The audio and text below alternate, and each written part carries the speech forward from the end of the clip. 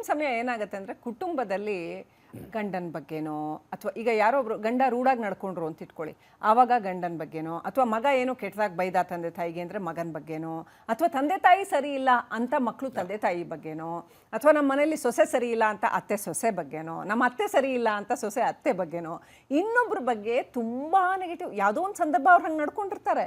ಆದರೆ ಅದನ್ನೇ ಮನಸ್ಸಲ್ಲಿ ಇಟ್ಕೊಂಡು ರಿಪೀಟೇಟಿವ್ ಆಗಿ ನೆಗೆಟಿವ್ ಆಗಿ ಥಿಂಕ್ ಮಾಡ್ತಾನೆ ಇರ್ತೀವಿ. ಎಲ್ಲ ಕುಟುಂಬಗಳಲ್ಲೂ ಇದಾಗ್ತಾ ಇರುತ್ತೆ. ಇದಕ್ಕೇನು ಪರಿಹಾರ? ಇದು ಎರಡು. ಒಂದು ಎಂಪತಿ. ನನ್ನ ಅತ್ತೆ ನನ್ನನ್ನು ಯಾಕೆ ಬೈದಳು, ನನ್ನ ಗಂಡ ನನ್ನ ಮೇಲೆ ಯಾಕೆ ಸಿಡುಕಿದ, ನನ್ನ ಮಗ ನನ್ನ ಮಾತನ್ನು ಯಾಕೆ ಕೇಳುತ್ತಿಲ್ಲ, ಅಥವಾ ಅಮ್ಮ ಪ್ರಾಮಿಸ್ ಮಾಡಿದ್ಲು ಇವತ್ತು 1 ಗಂಟೆ ಆಟ ಆಡೋಕ್ಕೆ ಟೈಮ್ ಕೊಡ್ತೀನಿ ಅಂತ, ಆದರೆ ಬೈದ್ಬಿಟ್ಲೆ ಇವತ್ತು ಆಟಕ್ಕೆ ಹೋಗಬೇಡ ಅಂತ ಬೈದ್ಬಿಟ್ಲು ಯಾಕೆ. ನಾವು ಎಂಪತಿಯಿಂದ ಇನ್ನೊಬ್ಬರ ಭಾವನೆಗಳನ್ನು ಇನ್ನೊಬ್ಬರ ಆ್ಯಕ್ಷನ್ ರಿಯಾಕ್ಷನ್ನ ಯಾಕೆ ಅವ್ರು ಮಾಡಿದ್ರು ಅಂತ ಸ್ವಲ್ಪ ಯೋಚನೆ ಮಾಡಬೇಕು. ಇದು ಎಂಪತಿ.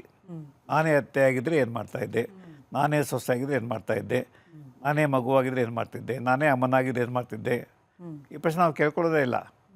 ಮಗನಾಗಿ ನಾನು ರೈಟು, ಅಮ್ಮ ನಾನು ಪ್ರೀತಿ ಮಾಡಬೇಕು, ಸೊಸೆಯಾಗಿ ಅತ್ತೆ ನನ್ನ ಪ್ರೀತಿಯಿಂದ ಕಾಣಬೇಕು ಅಥವಾ ನನಗೆ ಗೌರವ ಕೊಡಬೇಕು, ಅತ್ತೆ ನಾನು ಹಿರಿಯ ಹೆಂಗಸು, ಸೊಸೆ ನನ್ನ ಪಾರಮ್ಯವನ್ನು ಒಪ್ಪಿಕೊಳ್ಬೇಕು.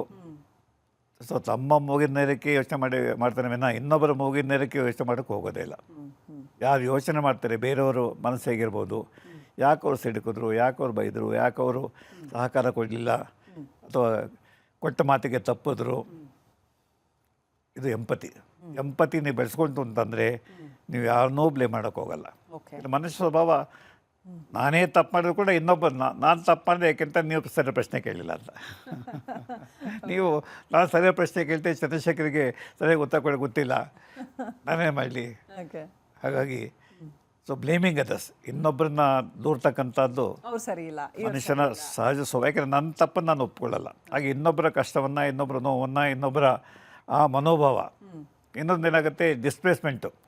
ನಿಮ್ಮ ಅತ್ತೆಗೆ ಇನ್ನರ ಮೇಲೆ ಕೋಪ ಬಂದಿರುತ್ತೆ, ಹೌದು ಆಕೆ ತನ್ನ ಗಂಡನ ಮೇಲೆ ಕೋಪ ಬಂದಿರುತ್ತೆ.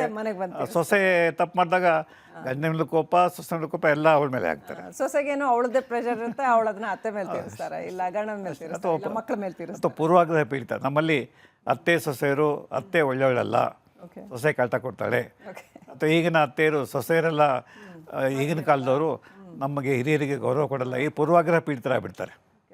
ಪಾಪ ಆ ಥರ ಇರಲ್ಲ ಸೊಸೆ, ಅಥವಾ ಅತ್ತೆ ಇರೋದಿಲ್ಲ, ಅಥವಾ ಯಾವುದೋ ಕ್ಷಣದಲ್ಲಿ ಆ ಥರ ಅನ್ಬೋದು. ಆದರೆ ಈ ಪೂರ್ವಾಗ್ರಹ ಪೀಡಿತ ಧೋರಣೆಗಳು ಅದನ್ನು ಬಿಡ್ಬೇಕು ನಾವು. ಇಲ್ಲ ನಾವು ಒಂದು ಸತಿ ಒಬ್ಬರಿಂದ ಬಯಸ್ಕೊಂಡ್ರೆ ಆ ಮನುಷ್ಯ ಕೆಟ್ಟ ಮನುಷ್ಯ, ಅವನು ಸರಿಗಿಲ್ಲ, ಅವನು ನಾನು ಒಳ್ಳೆಯ ಕೆಲಸ ಮಾಡೋದು ಅವನು ಹೊಗಳಲ್ಲ, ತಪ್ಪನ್ನು ಕಳ್ಳಿಕ್ಕೆ ರೆಡಿಯಾಗಿರ್ತಾನೆ, ತಪ್ಪು ಮಾಡ್ತಂದ್ರೆ ಬಾಯಿಗೆ ಬಂದ ಬೈತಾನೆ. ಈ ರೀತಿ ನಾವು ಪೂರ್ವಾಗ್ರಹ ಪೀಡಿತರಾಗಿ ಇನ್ನೊಬ್ಬ ವ್ಯಕ್ತಿಯ ಬಗ್ಗೆ ಒಂದು ನೆಗೆಟಿವ್ ಆ್ಯಟಿಟ್ಯೂಡ್ ಬೆಳೆಸ್ಕೊಂಡ್ಬಿಡ್ತೇವೆ. ನೆಗೆಟಿವ್ ಆ್ಯಟಿಟ್ಯೂಡ್ ಅನೇಕ ಮನೆಗಳಲ್ಲಿ ಅತ್ತೆ ಸೊಸೆ ಕಾಳಗಾಗಲಿಕ್ಕೆ, ಅಥವಾ ಗಂಡ ಹೆಂಡತಿ ವೈಮನಸ್ಸು ಬರಲಿಕ್ಕೆ, ಅಥವಾ ಅಣ್ಣ ತಮ್ಮಂದರಲ್ಲಿ ವೈಮನಸ್ಸು ಬರಲಿಕ್ಕೆ ಈ ಪೂರ್ವಾಗ್ರಹ ಪೀಡಿತ ಧೋರಣೆಗಳು. ನನ್ನ ತಮ್ಮ ಸ್ಮಾರ್ಟ್ ಇದ್ದಾನೆ, ಅಪ್ಪನಿಗೆ ಟೋಪಿ ಹಾಕಿ ಆಸ್ತಿನ ಜಾಸ್ತಿ ಬರ್ಸ್ಕೊಂಡ್ಬಿಡ್ತಾನೆ. ಅಥವಾ ನನ್ನ ತಂಗಿ ಭಾಳ ಚೂಟಿ ಅವಳು, ಅಮ್ಮನಿಗೆ ಪುಸ್ತಕ ಸಿಗಿ ಅವಳು ನೆಕ್ಲೆಸ್ ಇಸ್ಕೊಂಡು ಹೋಗ್ಬಿಡ್ತಾಳೆ. ಪಾಪ ಅವ್ರು ಮಾಡಿರೋದಿಲ್ಲ, ಆದರೆ ನಿಮಗೆ ಅಭದ್ರತೆ. ಅಷ್ಟೇ ನನಗೆ ತನ್ನ ಎಲ್ಲ ಒಡವೆಗಳನ್ನು ನನಗೆ ಕೊಡ್ತಾಳೆ, ಅಥವಾ ನಾವು 3 ಜನ ಸೊಸೆ ಇದ್ದೀವಿ, ಹಿರಿಯ ಸೊಸೆಗೆ ಜಾಸ್ತಿ ಕೊಡ್ತಾಳೆ, ಹಿರಿಯ ಸೊಸೆಗೆ ಜಾಸ್ತಿ ಕೊಡ್ತಾಳೆ. ಅದು ಮಕ್ಕಳು ಅಷ್ಟೇ.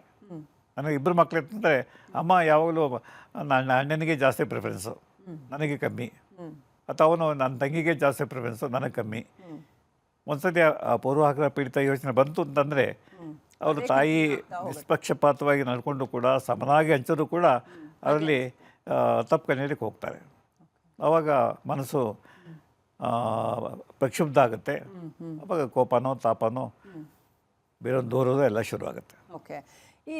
ಇದರ ಇನ್ನೊಂದು ಮುಖ ಏನು ಅಂತಂದರೆ, ಇನ್ನೊಬ್ಬರನ್ನ ನೋಡಿ ನಾವು ಆ ಥರ ಇಲ್ವಲ್ಲ, ಅಥವಾ ನನಗೆ ಆ ಥರ ಸಾಧ್ಯ ಆಗ್ತಿಲ್ವಲ್ಲ ಅಂತ ಕಂಪೇರ್ ಮಾಡ್ಕೊಳ್ಳೋದು. ಅವರಾದ್ರೆ ಖುಷಿಯಾಗಿದ್ದಾರೆ, ನಾನು ಖುಷಿಯಾಗಿಲ್ಲ, ಅವ್ರ ಹತ್ರ ಇದೆಲ್ಲ ಇದೆ, ನನ್ನ ಹತ್ರ ಇಲ್ಲ, ಅಥವಾ ನಾನು ಇನ್ನೊಬ್ಬರ ಥರ ಆಗಬೇಕು, ಅಥವಾ ಅದನ್ನು ನೆಗೆಟಿವ್ ಆಗಿ ತೊಗೊಳೋದಿದೆಯಲ್ಲ, ಜಲಸಿ ಮತ್ತು ಕಾಂಪಿಟೇಷನ್. ಇದು ಅತ್ಯಂತ ಸಾಮಾನ್ಯ. ಪ್ರತಿಯೊಂದು ಮನೆ ತಂದೆ ತಾಯಿ ತಮ್ಮ ಮಕ್ಕಳಿಗೆ ನೋಡು, ಪಕ್ಕದ ಮನೆ ಎಷ್ಟು ಸ್ಮಾರ್ಟ್ ಆಗಿದ್ದಾನೆ, ನೀನು ಸ್ಮಾರ್ಟ್ ಆಗಿಲ್ಲ, ಅವ್ನು 90 ತೆಗಿದ್ದಾನೆ, ನೀನು 80 ತೆಗೆದಿದ್ಯಾ, ಅಥವಾ ಅವನು ತಾಯಿಗೆ ಅಡುಗೆ ಮನೆಗೆ ಹೋಗಿ ಸಹಾಯ ಮಾಡ್ತಾರೆ, ನೀನು ಮಾಡಲ್ಲ. ಅಥವಾ ನೀನು ಯಾರಾಗಬೇಕು, ನೀನು ಚಿಕ್ಕಪ್ಪನಾಗಿ ದೊಡ್ಡ ಡಾಕ್ಟರ್ ಆಗಬೇಕು, ಓಕೆ.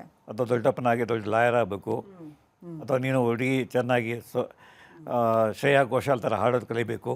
ಮನೇಲಿ ತಂದೆ ತಾಯಿಗಳು ಈ ತರ ಕಂಪೇರ್ ಮಾಡಿದ್ರೆ ಒಂದು ಇಡೀ ತಮ್ಮನ್ನ ಬೇರೆಯವ್ರಿಗೆ ಕಂಪೇರ್ ಮಾಡಿ ಆಮೇಲೆ ನಾವು ಅಷ್ಟೇ, ಬೇರೆಯವ್ರು ಚೆನ್ನಾಗಿದ್ರೆ ನಾನು ಚೆನ್ನಾಗಿಲ್ಲ, ಬೇರೆಯವ್ರು ಇಷ್ಟು ಹಣ ಸಂಪಾದನೆ ಮಾಡಿ ನಾನು ಅಷ್ಟು ಸಂಪಾದನೆ ಮಾಡಿಲ್ಲ, ಬೇರೆಯವ್ರು ಬೆಂಗಳೂರು 2 ಮನೆ ಕಟ್ಕೊಂಡ್ಬಿಟ್ಟಿದ್ದಾರೆ, ನಾನು ಚಿಕ್ಕ ಮನೆ ಇದೆ ಅಥವಾ ನಾನು ಬಾಡಿಗೆ ಮನೆ ಇದ್ದೇನೆ. ಈ ರೀತಿ ಒಂದು ಹೋಲಿಕೆ ಮಾಡೋದು, ಕಾಂಪೀಟ್ ಮಾಡಲಿಕ್ಕೆ ನಮಗೆ ಪ್ರೇರಣೆ ಕೊಡುತ್ತೆ. ಆದರೆ ಅದು ಅತಿಯಾಯಿತು ಅಂತಂದರೆ ನಮ್ಮ ಸಾಧನೆಯಲ್ಲಿ ನಮಗೆ ತೃಪ್ತಿನೇ ಇಲ್ಲ, ಸಂತೋಷವೇ ಇಲ್ಲ. ಆಮೇಲೆ ಮುಂದೋಗಿ ಏನಾದರೂ ಮಾಡಿ ಕೆಳಗಿಳಿಸೋಣ, ಹೊಟ್ಟೆ ಕಿಚ್ಚು, ಮತ್ಸರ, ಅಪಪ್ರಚಾರ, ಎಲ್ಲ ದುಡ್ಡು ಕೊಟ್ಟು RTP ಜಾಸ್ತಿ ಮಾಡಿಸ್ಕೊಂಡ್ಬಿಡ್ತಾರೆ ರೀ. ಅಲ್ಲಿ ಕೆಲವು ಆಡಿಯನ್ಸನ್ನು ಬುಕ್ ಮಾಡ್ಕೊಂಡ್ಬಿಟ್ಟಾರೆ, ಅವರೆಲ್ಲ ಪಾಸಿಟಿವ್ ರೆಸ್ಪಾನ್ಸ್ ಕೊಡುವಾಗೆ ನಾವು ಆ ಕೆಲಸ ಮಾಡಿಲ್ಲ ಅಂದರೆ ನಾವು ಮಾಡೋಣ. ಈ ರೀತಿ ಹೋಲಿಕೆ ಬೇಕು, ಅದೇ ಅತಿಯಾದ ಹೋಲಿಕೆ ಮತ್ತು ಅದರಿಂದ ಬರ್ತಕ್ಕಂಥ ಅತೃಪ್ತಿ ಅದು ಮಾರಕವಾಗುತ್ತೆ. ಹಾಗಾಗಿ ಹೆಚ್ಚಿನ ಸ್ಥಾನಮಾನ ಗಳಿಸೋಕ್ಕೆ ಪ್ರಯತ್ನ ಮಾಡೋಣ, ಹೆಚ್ಚಿನ ಮಾರ್ಕ್ಸ್ ಸಿಗೋದಕ್ಕೆ ಪ್ರಯತ್ನ ಮಾಡೋಣ, ಹೆಚ್ಚಿನ ಹಣ ಸಂಪಾದನೆ ಮಾಡಲಿಕ್ಕೆ ಪ್ರಯತ್ನ, ಕೀರ್ತಿ ಸಂಪಾದನೆ ಮಾಡಲಿಕ್ಕೆ ಪ್ರಯತ್ನ ಮಾಡೋಣ. ಆದರೆ ಅದು ಇನ್ನೊಬ್ಬರು ಹೋಲಿಕೆ ಮಾಡಿ ನಾನು ಕಮ್ಮಿ ಅಂತ ಅಂದ್ಕೊಂಡ್ರು ಬೇಡ. ಯಾಕೆ ನನಗಿಂತ ಕೆಳಗಡೆ ಇರ್ತಕ್ಕಂಥವ್ರು ಬೇಕಾಷ್ಟು ಜನ ಇದ್ದಾರೆ. ಈಗ ನನಗೆ ಪದ್ಮಶ್ರೀ ಬಂದಾಗ ಸರ್ ನಿಮ್ಮ ಕೆಲಸಕ್ಕೆ ಪದ್ಮಭೂಷಣ ಕೊಡಬೇಕಾಯ್ತು, ಪದ್ಮವಿಭೂಷಣ ಕೊಡಬೇಕಾಯ್ತು. ಆಗ ನಾನು ಹೇಳಿದೆ ಅಷ್ಟೇ, ಪದ್ಮಶ್ರೀ ಕೊಟ್ಟಿದ್ದಾರೆ, ನನಗಿಂತ ಹೆಚ್ಚು ಕೆಲಸ ಮಾಡೋರು ಇದ್ದಾರೆ.